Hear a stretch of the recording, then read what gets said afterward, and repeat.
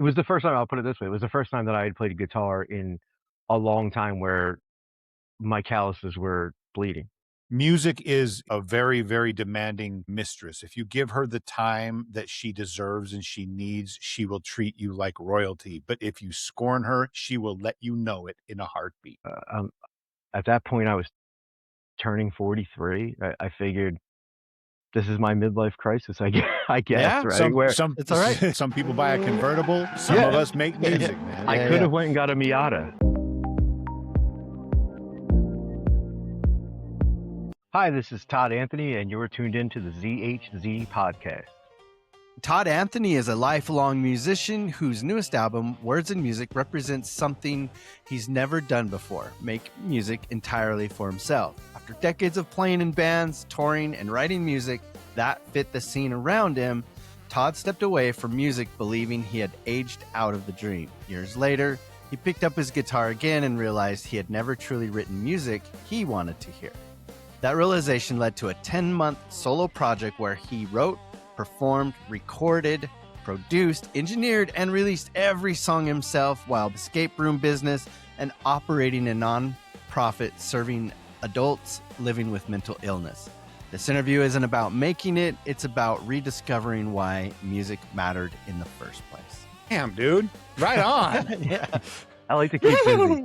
Yeah. Does that sound about right? Yeah, that sounded great. You made me sound a lot better than I am. Hey, I like that. Yeah, man, I don't know. The algorithm decided to throw us some love or something, man. And we're blown away by it, honestly, because for a long time it was us kind of hitting the bricks, trying to drum up people that wanted to come be on the show. We expanded out to kind of split things out so that we'd have content to keep us rolling, and we'd go a month and, or more between guests. And now it's like, we're really getting into the groove and meeting some really cool folks. And so we appreciate you being here with us, man. Absolutely. No, thanks for having me. I mean, that's so good. I'm so happy for you guys. That's amazing. Let's start with, we call it an aha moment, but when did music first kind of become thing like, you know what, I'm going to take this way more seriously than most people? I was 4 years old, and I remember it vividly. I was at my aunt and uncle's house, and my sister and my cousin, who were 5 years and 11 years older than me, were watching MTV, and the video for Wanted Dead or Alive was on. And Nice. if you remember that video at all, it was a live video. So they were doing live shows and things like that throughout the video and touring and all of that. And I looked at this thing and I was like, this is what I need to do with my life, because I liked music. I mean, I was 4 years old, but Right. for some reason, I'll never forget that memory. Yeah, I'll never forget that one memory. It's just so embedded in my brain. It's crazy. It's common. That's pretty common with musicians. Mine was pretty early too. I mean, it was probably a little bit older before I took it seriously, but I was playing with toys that were musical toys since I was a kid, and you listen to your family like, I remember when you were a little kid, you used to play this little toy, make music. Anyway. So you've learned a lot of instruments over the years too. Like, I can go back and let's go ahead and talk about a few of these. So you began at 4 years old with piano, and then you also play guitar, you play bass, you play drums, you play trumpet, and you play saxophone. And now with saxophone, you actually attended college as a saxophone major before eventually gravitating toward the guitar. What made you decide you wanted to move more away from the sax versus the guitar? So when I was applying to colleges and we had to audition for music school, I was best at sax at that point. Okay. Where'd you And go to school? I went to Westchester University. Cool. It's in Pennsylvania. It's not far from where I'm at right now, actually. Probably about 45 minutes outside of Philadelphia. So Okay. southeastern PA. Yeah. And when I was auditioning, at a million different schools, and I had gotten into Berklee School of Music in Boston, and monetarily it just wasn't going to happen. So I understand that. go figure. So Right. I was so excited to get into Berklee. I thought I was going to go there, and then we started looking at it, and it was just, no, that's not going to be able to happen. So that kind of crushed me at first, but then I just realized, you know what, I'm going to make the most of this. So I went into Westchester as a music ed major, and I loved playing sax, and I was good at it. And I loved it until my sophomore year, and I started to dislike being a musician. Started to rub you the wrong way. Yeah, and it wasn't anything in particular. It was just more the way I loved playing constantly, and I practiced guitar since the time I was 14. I wasn't as good as I was at sax to get into somewhere. So at that point, and so for me, it was I'm writing orchestral music, which I love orchestral music, but I'm writing it and I'm learning theory, and they're beating you down with, no, you need to play this way, and you need to do this thing, and you need to do that thing. And I just started to kind of resent music in general. So I said, maybe it's just saxophone. So I switched to voice, and I became a voice major. I did a semester and a half as voice major, and that's when I really just didn't want to play at all anymore. And so I said at that point, I said, if this is making me not want to do the one thing I've loved since I was a kid, I'm not going to do it. And I switched majors. I went in, I have a degree in funeral service. Funeral service kind of ran a little bit in my family, so I went into that. I did a degree in funeral service. Like mortician? Mm-hmm. Yeah. Wow. Yeah, so I did that. Time you were a mortician? I never got my license. I see. Well, it's more fun that way anyway, right? Yeah. Well, yeah, of course. Yeah, just doing it. It's funner when it's not no legit. rules, baby. Yeah, I can do whatever I want at that point. But no, I moved to Florida in my early 20s for a year. And so when I came back, I had to jump right in the workforce and everything. I couldn't go do an unpaid internship for a year. So I just never, and then I kind of went from there and ended up opening this place, and I haven't looked back since. And nice. So for me, that's kind of when I switched more into guitar than anything. You said you started playing with bands. You started with playing with cover bands and then original bands, and you actually did some touring. You want to talk a little bit about that? Sure. Yeah. Yes. I started playing in high school. I was about 15. I started playing with some guys in high school, and we played little high school dance things and post proms and things like that. And we were just playing whatever was pop music at the time. At that point, it was still you're playing Rage Against the Machine stuff and Chili Pepper stuff, and we played classic rock and like oldies and all that kind of stuff. And that was it was fun. And then I went to college, and I didn't know anybody, and so I just kind of relaxed. And I met some guys that had a band. They had just recorded a full length, and they said, "Hey, why don't you join the band?" And I said, "Yeah, sure. That'd be fun." And so I played with them for a while, and then I started a different band and started playing with some really close friends there, and did that for a while. Released some music with that, and then when I was about 21, 22, I got asked to sing for a band in Delaware. And I knew the guys from playing around shows and everything, and they said, we're looking for a singer. Why don't you come play with us? And I started playing with them, and that's where I kind of really fell back in love with everything full on. Yeah. Because we were recording a lot. We were playing constantly, every which where, every venue we could find. Active. Yeah, I mean, non-stop activity, and it was great, and then we did actually it wasn't a small tour, it was a pretty decent sized tour, and we did that, and then and you kind of got your toes wet in all kinds of different stuff, up to this point. What stands out to you most about those years, Todd? We were playing a show when we were on tour one time. I want to say it was in Indiana. I could be completely wrong. My memory is terrible. But I think, I want to say it was in Indiana, and we were playing. We walked in, and it was a packed place, and we get up on stage, and we started playing, and about maybe a song and a half into it, I realized I could just do this and hold the microphone up. Mm-hmm. And I didn't have to sing. That's always nice when they sing it back to you. Yeah. And it was the first time that had really happened to me. And as somebody that had always had a guitar in front of them, losing that shield, as I always called it, because it was the The Yeah, blanket. exactly. Yeah. It was my comfort piece because I could hide behind it. But getting up there and learning how to just front a band and getting up there and having people being able to give that back to you it changed my whole perception on everything that we were doing. Changed mine too. Like that is it, man. And that's something that we've chatted about with various guests over the course of the show is that the cyclical nature of that energy in a live show, because you can play shows where it's live and it's crazy and it's fun, but there's those certain shows where you are connecting with that audience, and when you're putting that energy out there and they're sending it right back to you and it builds on each other, and it's just this cyclical vibe that just you can't beat it, man. It's surreal. It's spiritual. 44 years old, and I've never had a feeling like that in my entire life. Cool. That's a rush, man. That stage feeling, just being up there. I just started playing out again maybe a month ago.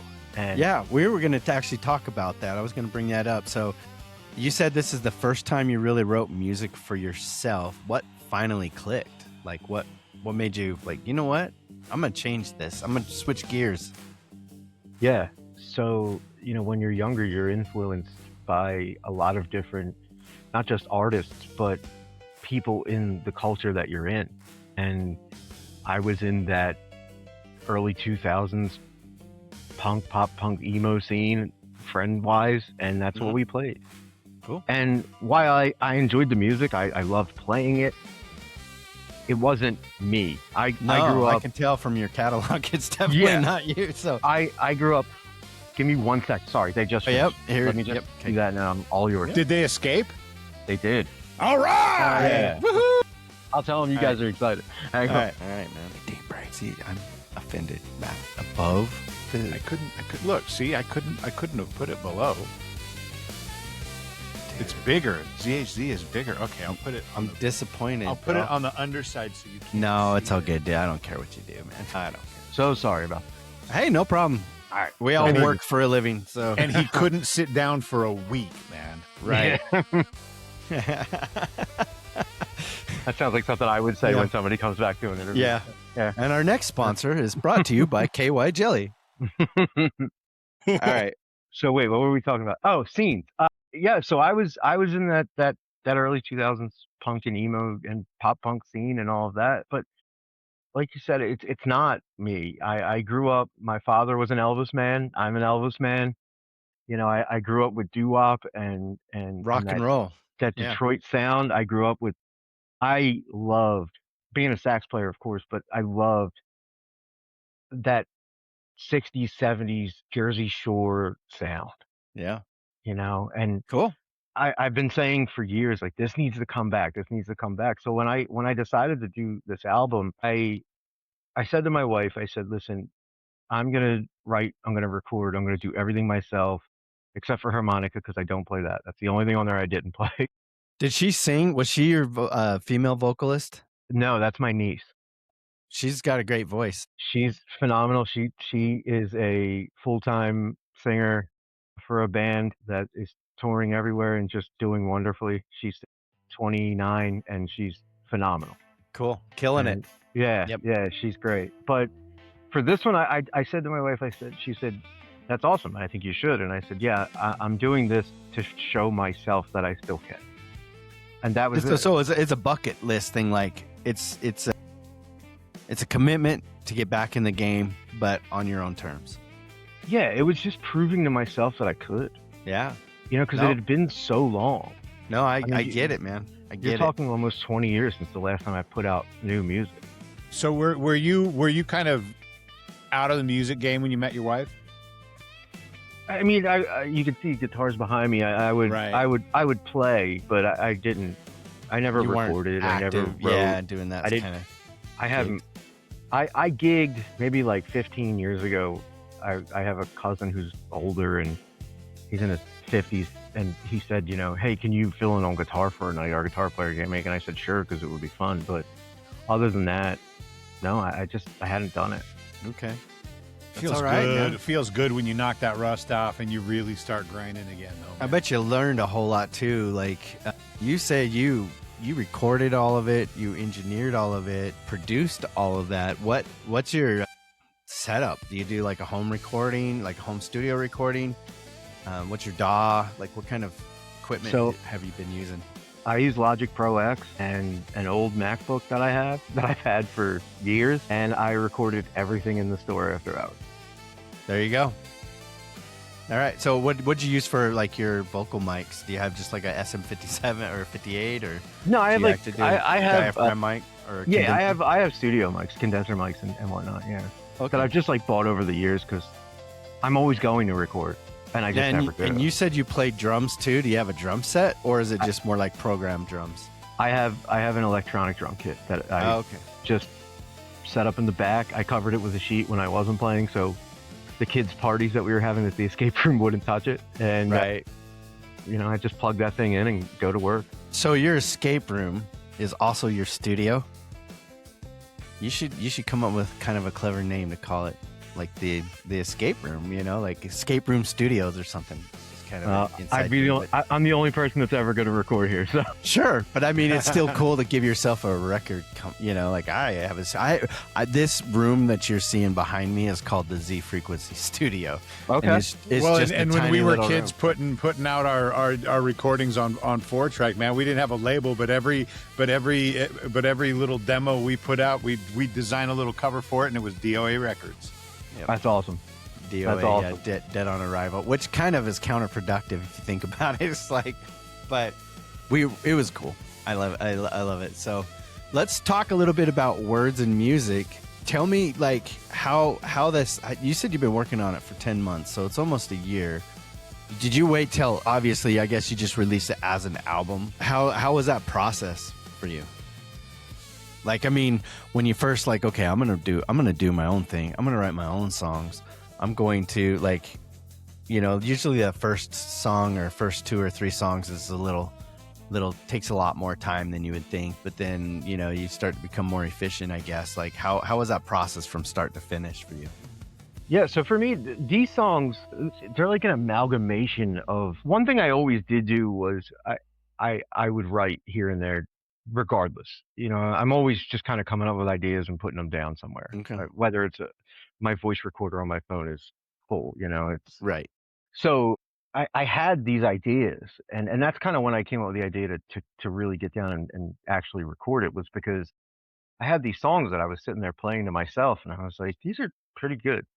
I think I can really make these into something better and really put in different instrumentation to make them more me, and kind of work with them from there. So some of these songs I wrote the original incarnations of 10 years ago. Yeah.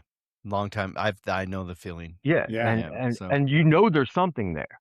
Right. You don't know what it is, but it's or in at there. the time it just wasn't, you wrote to a certain point and you're like, yeah, I'm not feeling it. So you just file 13 it, and then you come back to it 10 years later and you're like, holy crap, this was actually pretty good. Like, why did I stop? One of the songs on the album, there's a song in there called Forget You Not, which I had written probably about 10 years ago. And I recorded it then at just very quickly, like a single tracked thing on my computer, just to have it. Yeah, like a voice memo. Yeah. And I came back to it. And the one thing that I never got right on it was the way I wanted to do the chorus of the song. And it maybe a month before I started recording for Words and Music, at like 3 a.m, I just happened to be awake, and it just that quick. And I wrote it down as fast as I could. I recorded it as quickly as I could on sound recorder just to get the melody down, and then I listened to it the next morning, because that's my biggest litmus test. If I remember it the next morning, I'm okay with it. Then it's good. I then still it's like worth it. continuing. Yeah, exactly. And that's where, like, that's just how quickly it just popped in, and so I have this like slew of songs written that are just, they're there, there's just something missing, and I haven't gotten it yet, and I just need just that one day I'll be sitting there thinking about something completely different, and I'll come up and go, wait, that would work for that, let me try it. There you go. And then There you it's like finding that that missing puzzle piece that fell on the floor between the cracks of the couch or whatever. And then it's like, there it is. Boom, baby. 100%. It's crazy how that happens. Yep. And that's why it's important to document, you know. I remember I was in high school, or before I could actually drive, I'd have to take a bus because I kind of lived out in the sticks, and I would sit there and wait for the bus to show up, and in my head I'd be like doing lines of melodies or singing to myself, you know, and I was standing like the bus literally picked me up off of the highway. Like it would just pull off to the shoulder on the highway, and I'd have to get on and I'd be so disappointed that I would forget by the time I got home. And so I started walking around with a little tape recorder, and I started recording. I call them comps, but there's like a gazillion of them. There's probably over 100 now that just never got finished, that if I were to pull out an old cassette tape player, I could probably figure it out. But that's important. Document everything, especially if it's even if you don't like it, you can always delete it later. And it makes it so easy with technology today to just pull out your phone, pull out a voice memo, and just hum something, you know. And now it's even with like aid of some AI stuff, this makes it even easier to do. So, but why now? Like, why put the album out now versus 10 years ago? I think a lot comes down to I was just ready. I mean, I don't think there's really an answer. Okay. I think 10 years ago you weren't in the right mindset for it. Headspace. I think I was just in a different place. Yeah. You know, I think I was opening the store. I was focused on this. I was life. You know, I was young and dumb and just trying to open a store and like working nonstop here till 3, 4 in the morning, building random puzzles for people to solve and all of that. And then now we're I think I'm just settled, and I think what it is honestly is, at that point I was turning 43. I figured this is my midlife crisis, I guess, Yeah, right? it's all right. Some people get a divorce and date a 21-year-old. Some people buy a convertible. Yeah. Todd makes an album. Some of us make music, man. I could have went and got a Miata, but exactly. I decided, you know what, I'm going to put these songs on disc and see what happens. Well, and I think that's, I mean, there are certain elements to it that I think that unless you are a musician or unless you are a creative, you may not fully understand what it's like to have that creative fire burning in you. And so, I mean, it sounds like, the answer to the question is, why now? It was time. Yeah. Why not? This album it was time for this album to come out and be in the world. So we've touched on the fact that you recorded every instrument on this album yourself, with the exception of the harmonica. Right. You produced it, engineered it. The whole nine. You're chief cook and bottle washer. The whole everything. What were the biggest surprises you encountered while you were going through this whole process? That's easy. I actually did all the drum parts myself. Because, like any other guitar player, I like to think that I can drum, and I can't. Hey, man, there's trumpet players that think we can drum. We can. Yeah. Everybody that ever picked up an instrument thinks they know how to drum. Oh, yeah. Everyone wants to try it, especially if you go to a rehearsal space and there's a drum set sitting there. Your drummer goes out to smoke a cigarette, you're sitting down right away. Exactly. And I can only do 4 on the floor. That's about as sharp as I can. Or you just find yourself doing the Def Leppard lick. Boom, boom, boom, boom. Yeah, exactly. No, that's great. That was the most surprising thing to me, was like that I got it done. I mean, and another one for me was that I hadn't played saxophone in years. Yes, there's a track on there that you highlight a saxophone solo, I believe. Yeah, there's a couple that I would really wanted to put that sax sound in there, and like I'll tell you, the saxophone is not like riding a bike, where a lot of chop things. It up. Yeah, if I don't pick up my guitar for 6 months, which I never don't do, but if I don't, my fingers still know where to go.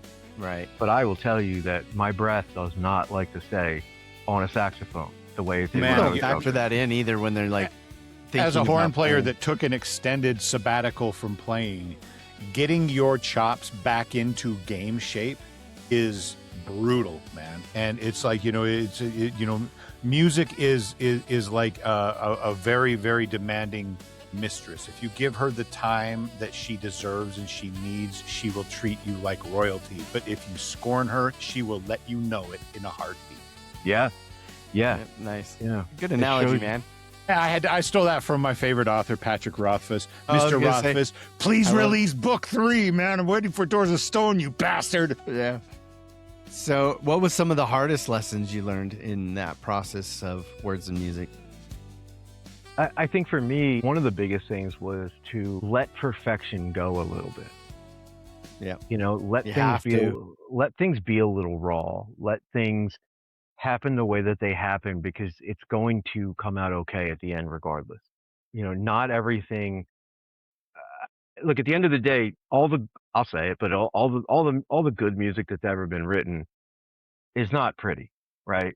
Like it's not I think it's always subjective, though.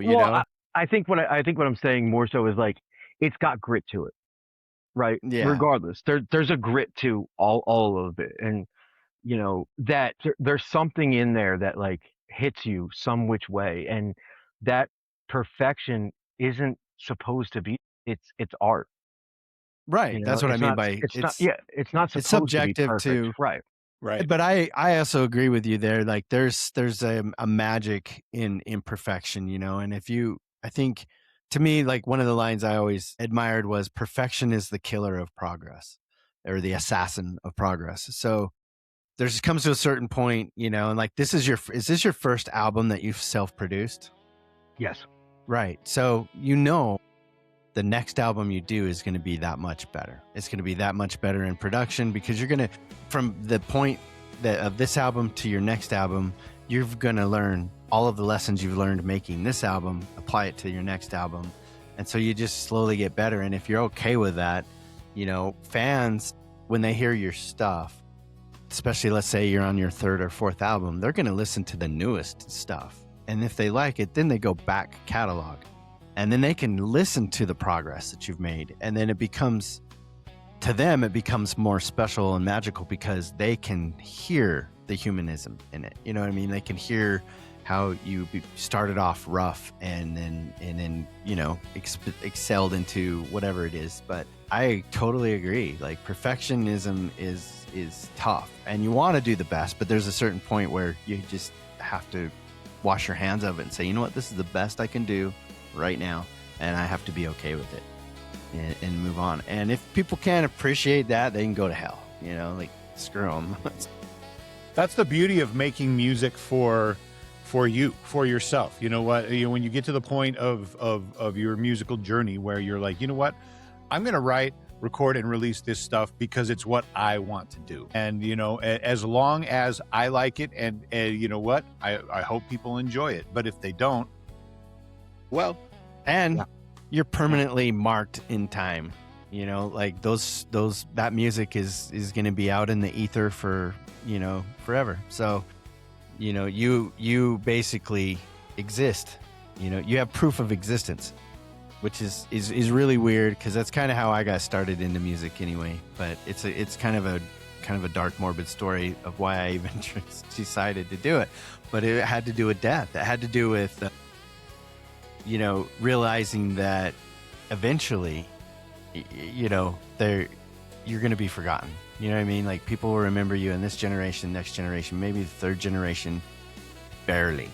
But by the 4th generation, nobody will have even known you've existed. Everything you own in your home, your business, your belongings, they'll all be replaced. The house might still be there, but you will definitely, your legacy would be gone.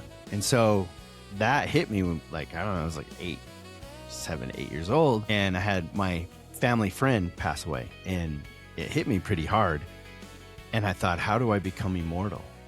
How can I become immortal? Because then, that's when it does like, man, that's going to happen to me someday, And then I started thinking about the Beatles, started thinking about John Lennon, and Paul McCartney, and I'm like, that's how you become immortal. And that's what started me on wanting to do music for, I don't know, just to basically be able to sign my signature in the world that I did exist at one time.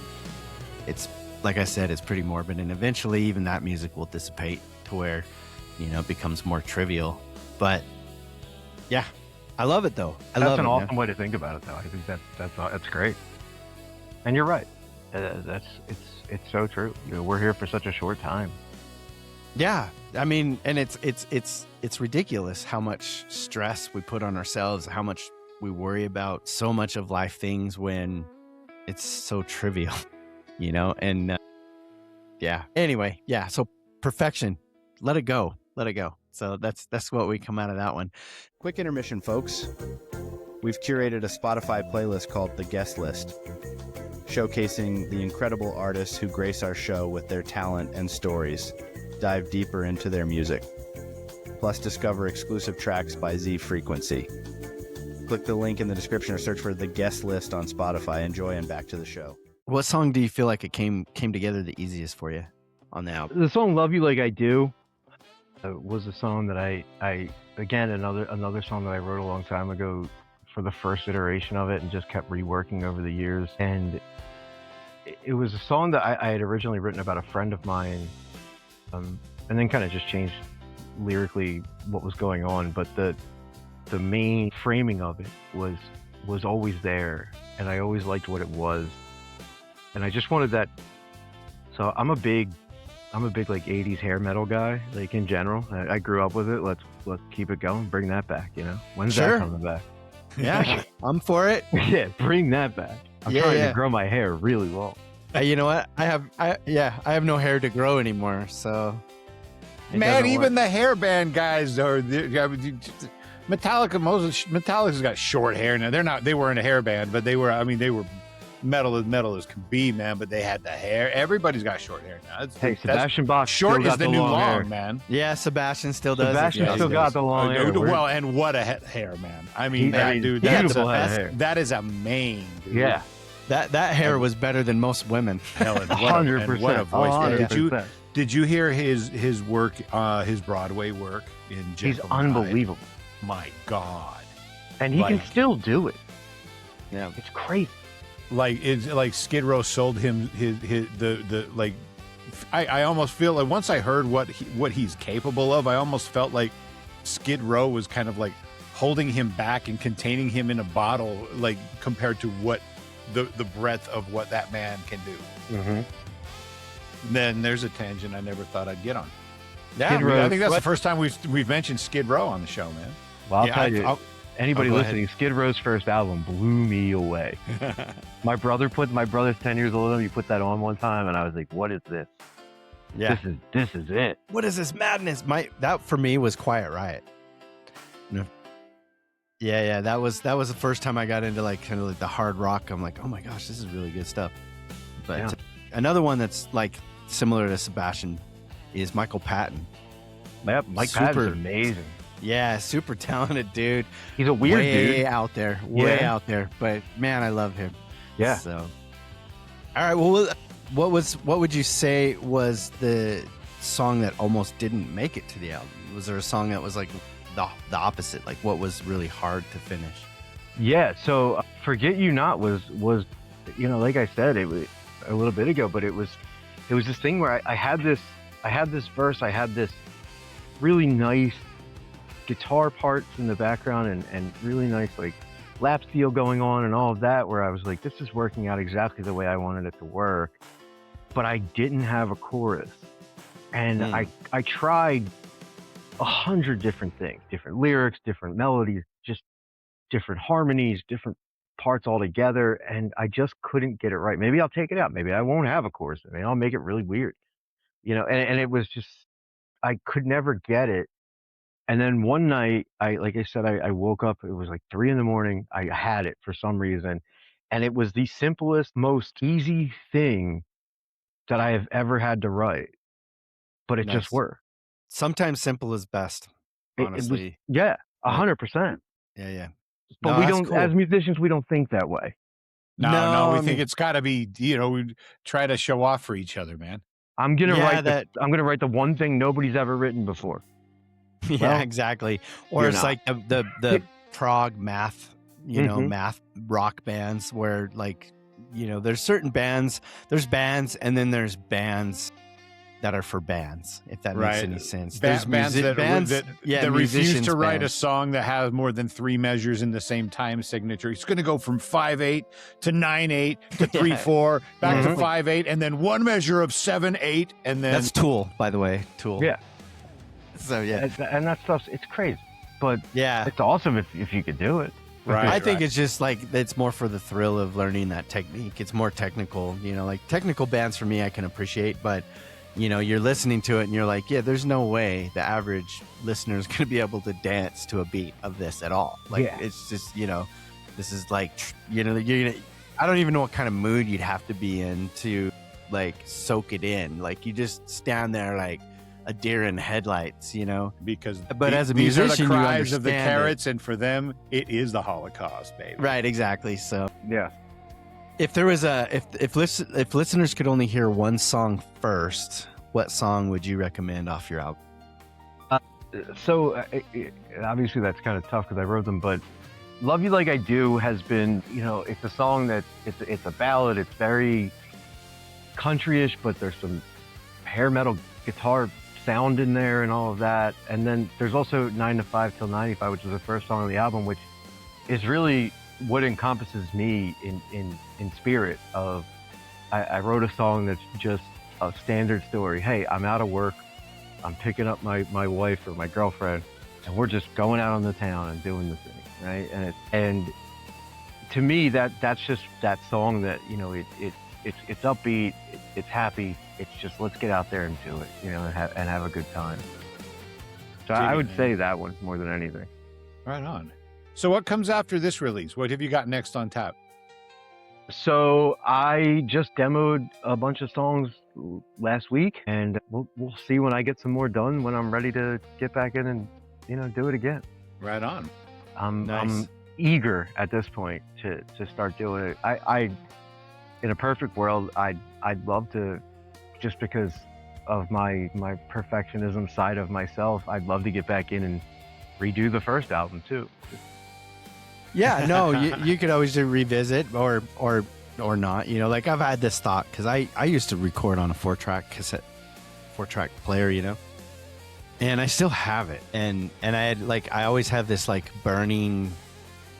I mean, it's a small burn. It's like a tiny flicker flame, but it's like, what if you recorded even an EP, 4 or 5 songs, but did it old school? And I mean, on the cassette 4-track player. And my musician friends are like, dude, knock yourself out. If you think that's something people would be interested in, and it's more of a, can I still do it? Right. So I think I could. And the thing is about with a 4-track is that you had to start to finish. There wasn't any copy pasting. There wasn't any cut in punch. I mean, they did have punch in, punch out, but it always worked horribly for me. So I would get to the point where I would play the song from start to finish, and it would almost never be perfect. You know what I mean? But there would be that one take. You're like, you know what? This is probably good enough. That's probably a good one. Yeah, exactly. And I did a few albums that way back in the day, and because that's kind of how you did it. And I loved it, man, because you could take the cassette everywhere. Take it at home, take it to your car, take it to your friend's house, let them jam to it, make a copy of it. And then they make a copy of it, and then you're listening to it one day and some other guy's friend's, car that you don't even remember handing it to him. He's like, oh no, I got a copy from a copy of a copy, and I have to really crank it to hear it. But yeah, so. But or make a game out of it, man. We should do an album and just or an EP and we can call it Written in Haste or something like that. There was one afternoon where Zach and I were bored as shit, man, and we had nothing to do, and so we just decided, all right, let's see how long it takes us to go from nothing, from scratch, to write and record a song, and it was 2.5 hours. Yep, that's awesome. And it was It was okay. It was all right. It was a song called "Shovel to the Head." It was very uplifting and very uplifting. Made you feel all warm and fuzzy inside. Yep, it sounds like something you wanted to take a wedding song or something. Yeah, right. Yeah, exactly. Like the daddy daughter, song. Right. No, it's all good. So, are you gonna take this thing onto the stage? Yeah. Are you gonna play live? So I have been. I've been doing acoustic stuff. I haven't been doing full band. I would like to at some point, sure. But have you thought about, do you play to a backing track or just straight acoustic guitar? I just rework everything to acoustic. Okay. And Because you do play all the instruments. It's kind of hard to be, every instrument but yeah, and I mean, I've played with enough people over the years in different bands where I could put together something and do it, but it's just that's just not what you're interested in. It's not even that. It's so tough to. Oh yeah. It's so tough to get together, especially like I don't have kids, so for me, and I own my own business. For me, it's like, hey, can you practice Saturday? Yeah, let's do it. That's great. That's how I was in my 20s. Yeah, but for somebody else in their 40s, it's a lot harder. Oh, well, the kids got baseball this week. Yeah. I'll tell you what, man. We're a 7-piece band. Mm-hmm. We have, like most of us have kids. Most of the kids are like grown, now. So we don't have a ton of little kids, but we, Zach and I both have 12-year-old daughters. Trying to get 7 schedules that have careers and families, or this or that or the other, or a combination thereof, to be able to get together in the same place at the same time for a couple of hours to really rehearse, man. It's a chore. Yeah. But the reward is you're collaborating your musical passions together, and there is Definitely. magic there. And that, like you said, when you're playing live and the crowd is there enjoying your performance, it's like a rush, it's like it's like the drug you just can't get anywhere else. But I get it. It's tough, but I know there's some guys that I know that don't play at all. Like they just do studio work. They put out music all the time. They're just not a performing band, but I was going to ask you, so we have what we call the guest list. It's a Spotify playlist that we have, that we feature all of the guests that have been on the show. But I don't believe in the inquiry form you specified a certain song that I don't recall. You just had the whole album on there. I put it on there wrong. I'm sorry. Yeah, no. What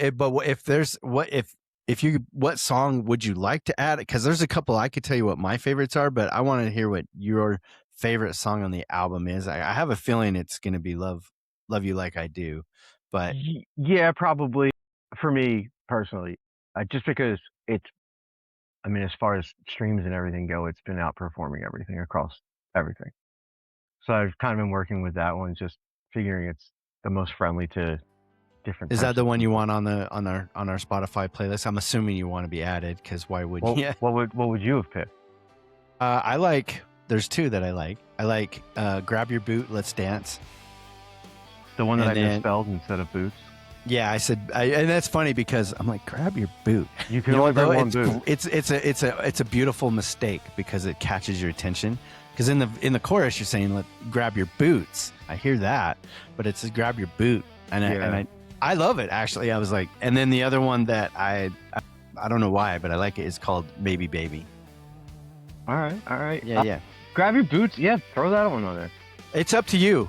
No, you get to pick. So yeah, I'm just telling you what my favorites were going through the catalog. Let's put a different one on there, that rather than Love You Like I Do, grab your boots on there.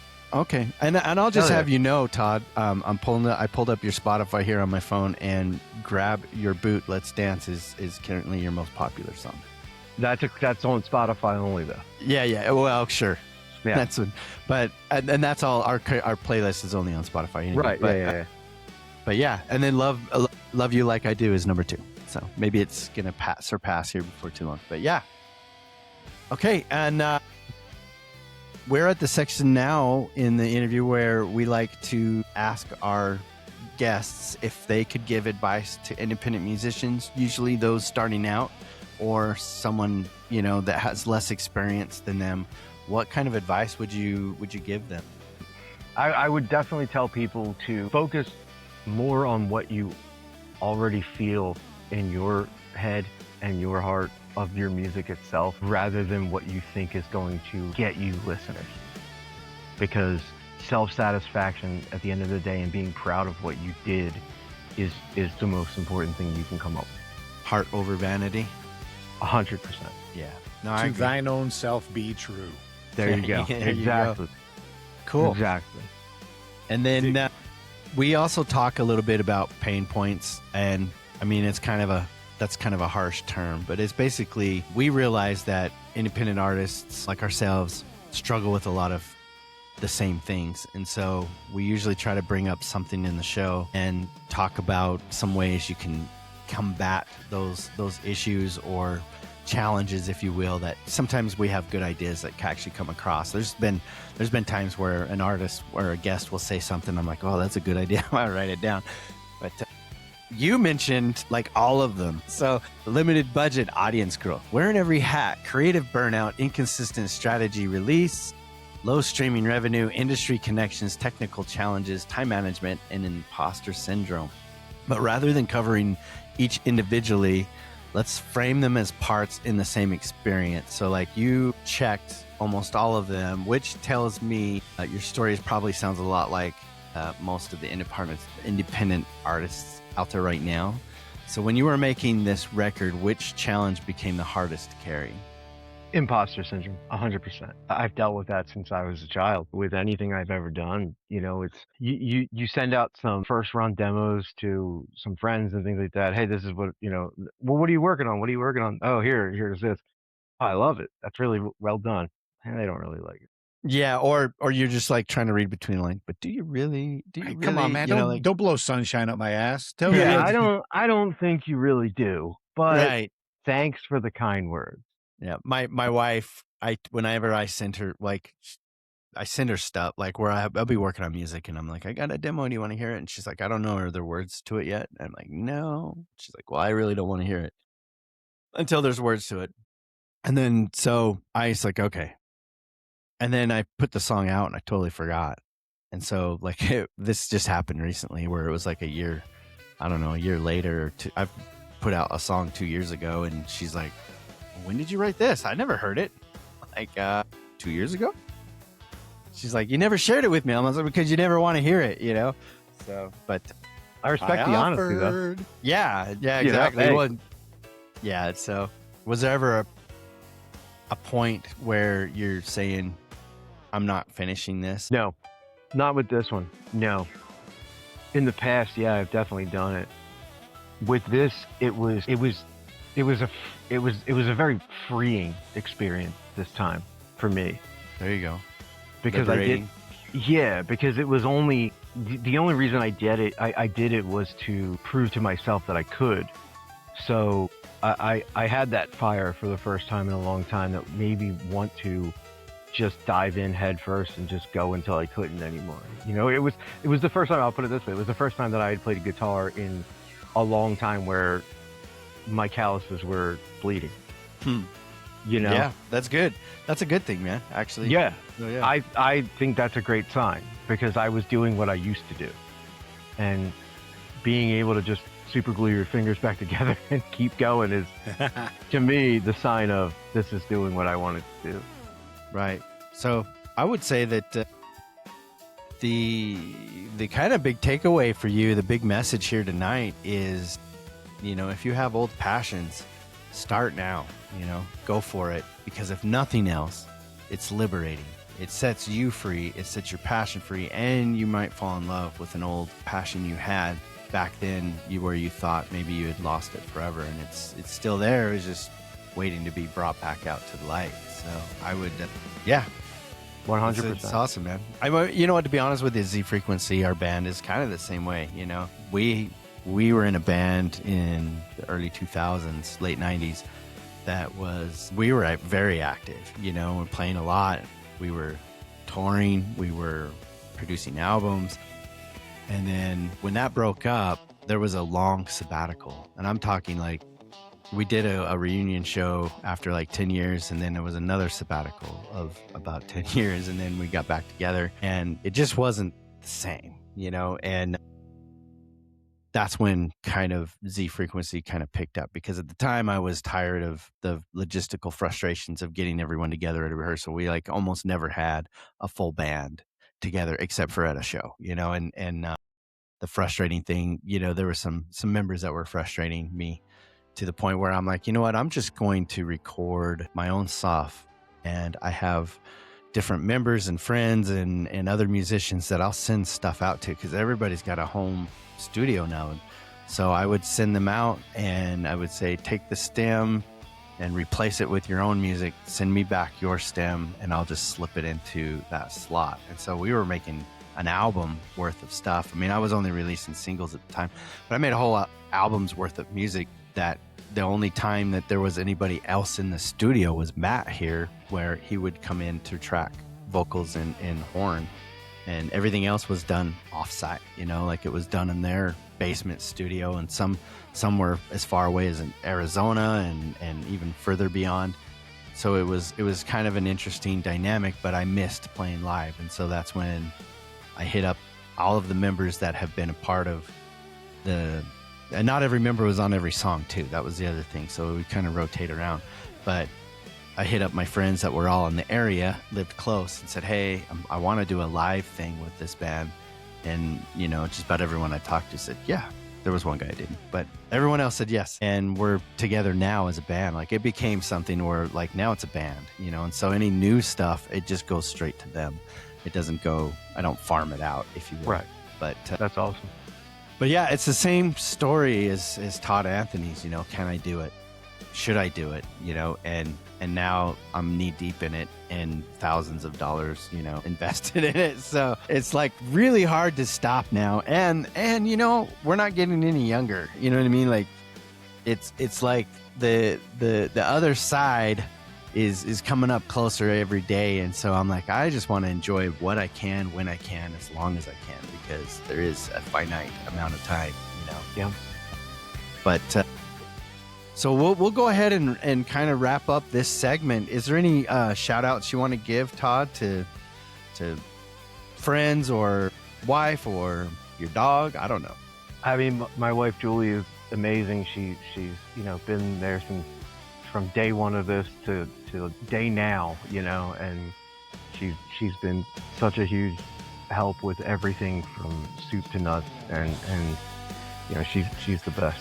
They got to support, man. You got to have a support like that, and they're something special to deal with our shit all the time. So, well, yeah, I mean, especially when you're, you know, closing up a store that you've been at 7 days or 6 days a week, and coming home later, even worse than that than typical, because you're sitting here tracking sax parts after everybody in the rest of the shopping center closes up. Right. So. No, that's kudos to her. Like I always champion, you know, I always say behind every great man is an even greater woman. So yeah, cool. Anyone else you want to give shout out to? No. What's the name of your escape room, if you don't mind? Well, my escape room is Elite Escape Room. Do you have a website? Yeah, it's just eliteescape.net. Elite Escape, and where is it located? We're in Exton, Pennsylvania. Okay. So we're outside of Philadelphia. So if you're out in there, check it out. And I also run a nonprofit called Peer Support Alliance, which is for adults with mental illness. Yeah, quite cool, man. I'm surprised we didn't get into that a little bit, but that's got to be rewarding too, you know? It's awesome, man. I love it. And, you know, I would love to make it more prevalent, but with the store, it's kind of hard. But right now we do bi-weekly meetings on Zoom nationwide with anyone 18 plus with any type of mental illness. We have a Discord server where people can chat 24/7. We just got a grant to make our own in-house app, which will be coming out in the coming months on Google Play and the Apple, the iTunes Store, or whatever the hell they call it. Nice. Yeah. Cool, man. Where people will be able to kind of talk to each other through that. And that is awesome. Also, yeah, that saves lives. I think something like that saves lives. I love it. It's, definitely, man. It's so great to just have other people that deal with the same things as you to talk to 24/7, which is what's so huge about it. You know, being able to do it at all hours of the day.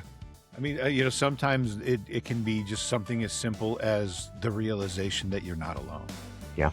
You know, that there's all the cliches. It's okay not to be okay, but just knowing that you're not, even because that kind of thing can be so very isolating, and that just sends you down. It can spiral so quickly and so severely. And so, man, I applaud you for the work you're doing. Absolutely, man.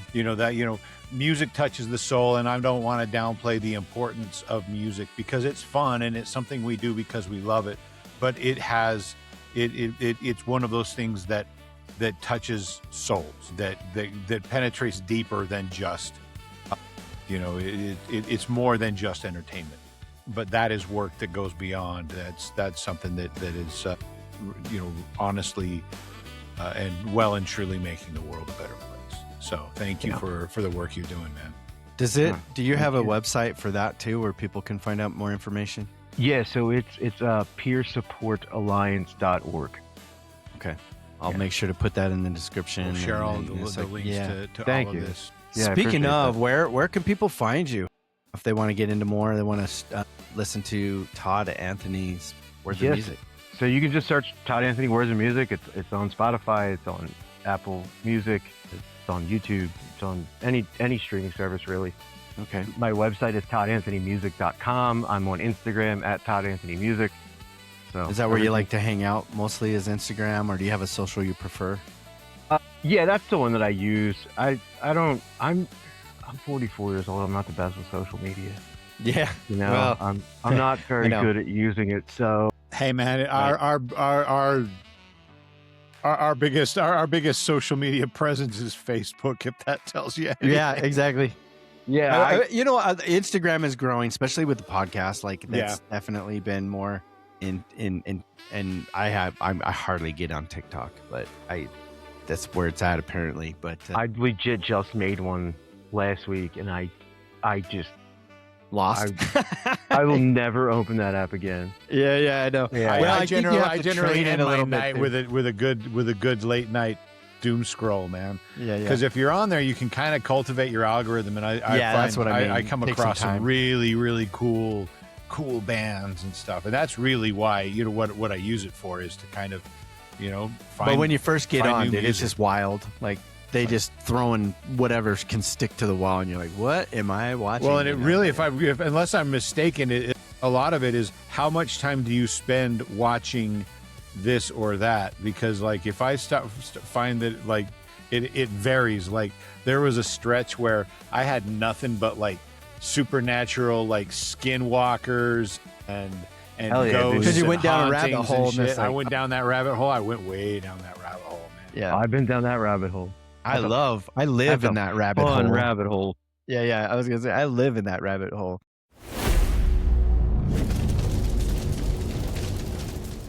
This is one of our favorite parts of the interview where we ask the guest 7 questions for what would I say? Unthought out, quick responses. Okay. Off the cuff responses. Rapid fires, 7 burning questions, 7 burning answers. Hot hits now. All right. So, yep, it's our rapid fire round. Don't overthink it. The first thing that comes to mind is usually the best answer. Are you ready, Todd? Ready. Okay, there's only 7. So, question number 1. You've played a lot of instruments. Which one still surprises you every time you pick it up? Because there's so much you can do. You're never going to play the entire thing exactly right.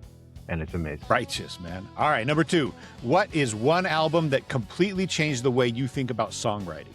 I just mentioned it, but Bat Out of Hell. Because it was everything that I didn't think you could do as a musician all wrapped up into one. Putting operatic pieces with, I could go on for hours. Rock, yeah. It's a big thing. Yeah. Cool. If you could spend one day in the studio with any artist from any era, who are you choosing and what are you hoping to learn? Either Michael Tunes and Tunes from John Cafferty and the Beaver Brown Band, who is the best sax player I've ever listened to, tone-wise and just across the board, and or Stevie Ray Vaughan, because come on. Cool. I love that you brought that up because we actually have a guest coming up named Nick Stefanasi, who is a world-renowned saxophone jazz player. Oh, that's awesome. Yeah, and you'll have to look out for that. He'll be coming up after you right. air. But yeah, I'll definitely be listening to it. That's awesome. All right, you own an escape room. If your life were an escape room, what is the hardest puzzle you've ever had to solve? Women. Good luck, man. Wait, You're never are you escaping that room. implying that you solved that puzzle? Or No, you said had to, not. oh, all right. Yeah. I was gonna say, yeah. Good luck solving that one. Mhm. You're gonna be trapped in there forever. Yeah, I gave up. We washed my hands of that. I'm good. Yeah, no, that's funny. All right, number 5. What's one piece of recording gear you'll probably never get rid of? It can't be an instrument. It's recording gear. Honestly, I don't really have one. I'm still like, so I mean, I've recorded things through different things throughout all the years, but I don't have any personal attachment to any of it. Truthfully, I used to be like that, and I have one now. Yeah. And we lovingly call it pencil dick. Pencil dick. That And tiny mic. I'll show you. It's great, and this is the only mic we use now when we track horns. Okay. It gets the truest, richest, true to life horn tone, because horns can be such a bitch to track, man. Especially the trumpet, where the sound's coming out one spot, you know.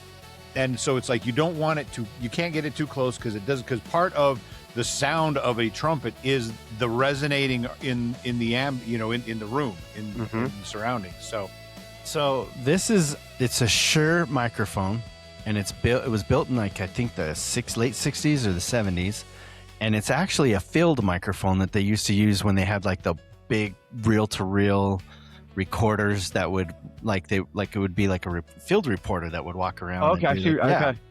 And it's just a dynamic mic. It's got like I think a frequency switch here, and it's just a mono. It has a 1/4-inch cable input, unbalanced, but it makes the richest tone. And I actually bought this off of a coworker who, his girlfriend, she has this business where she does like the whole storage wars thing, where she puts bids on, and she gets the stuff. And he had this microphone, and he was like, I know what it's worth, but I'll probably never get anything out of it. And it was worth, I think he said about $250, $300. Anyway. And I said, well, I'll give you $100. I had no idea what the mic was. I'm like, I'll just give you $100 if you want to part with it. And he's like, I'll be back after lunch. Sold. That's awesome. Yeah. And so, and I could tell you, it's probably one of the best $100 I've spent. And we've done a few tracks with it now. And that's the biggest compliment I get right out of the gate from those that hear it.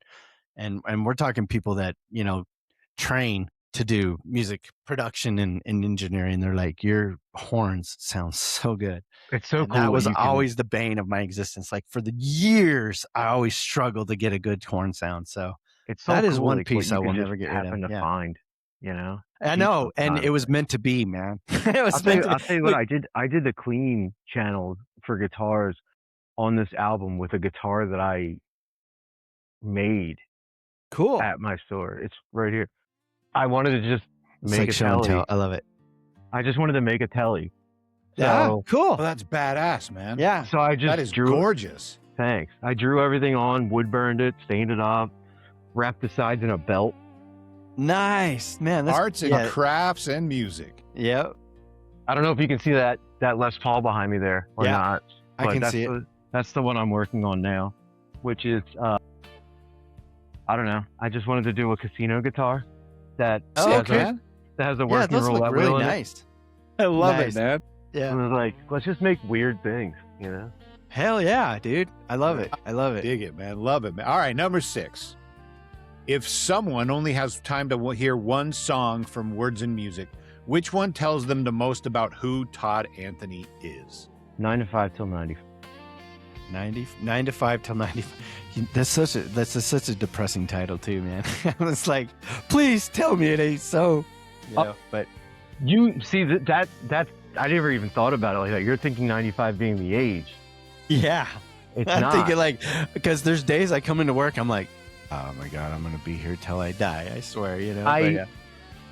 That is the first time I heard that, and it's going to be location based, and I never even put that together.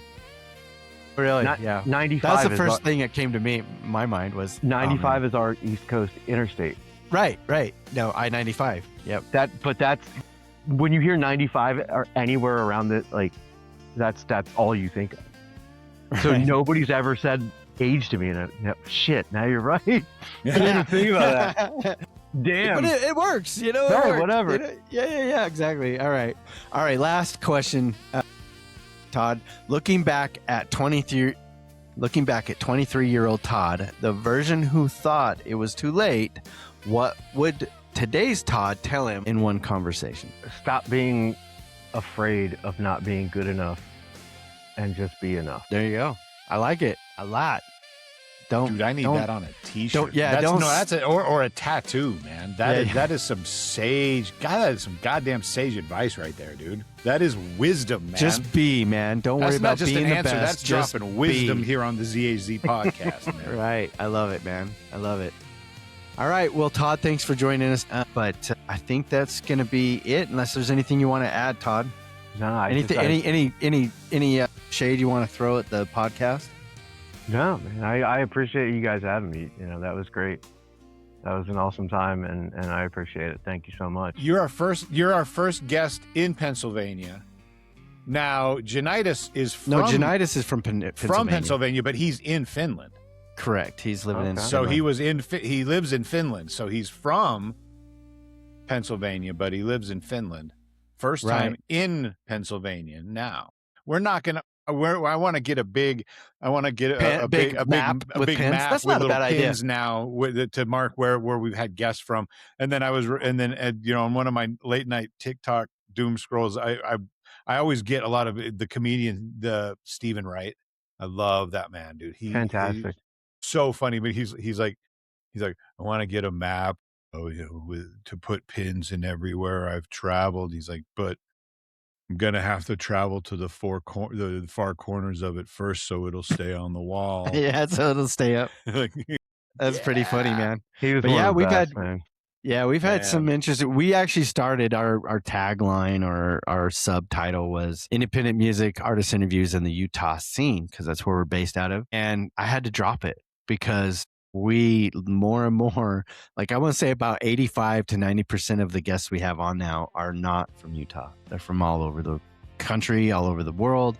And so we're going global, baby. I love it, man. Well, and you know what's really cool is that, every time it's so many cool rabbit holes to go down, because every time we get a guest inquiry and we're gonna have so and so on the show, my first move is always, all right, man, I'm gonna listen to everything. I'm gonna consume as much of their music as I can, so that it's not just talking. It's like I want to like experience this music. I want to see what this person's all about as an artist, but then have the freedom to be able to get on the show and like go down tangents and rabbit holes, because it's about more than the music, man. It's about the people making the music. It's about the struggles that they're finding. And while there are so many commonalities among independent musicians with the things we all struggle with, everybody has unique views and takes and challenges and solutions and everything to it. And so,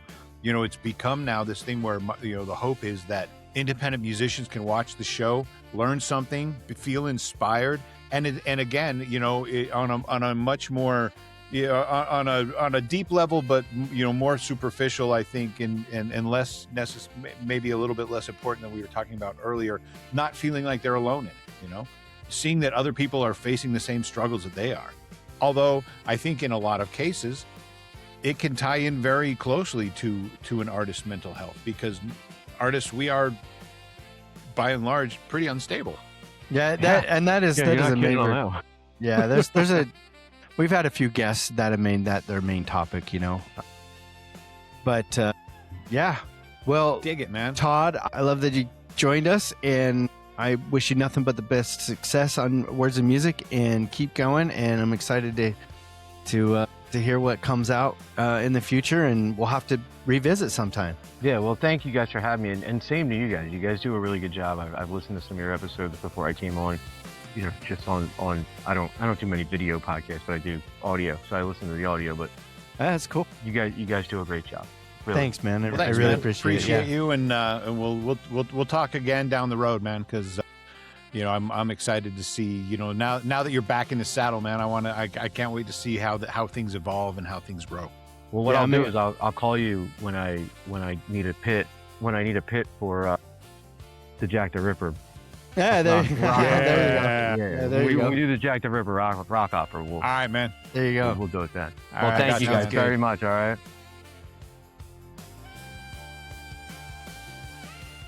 Todd, thanks again for coming on and being so real with us today. Seriously, man, Words and Music is a killer project. To everyone listening, go find Todd Anthony on Spotify, Instagram, and Facebook right now. His story is exactly why we love doing these artist interviews. If you learned something today about the grind, hit the subscribe button to the channel. We're here every week with the best in independent music. Catch you on the flip side.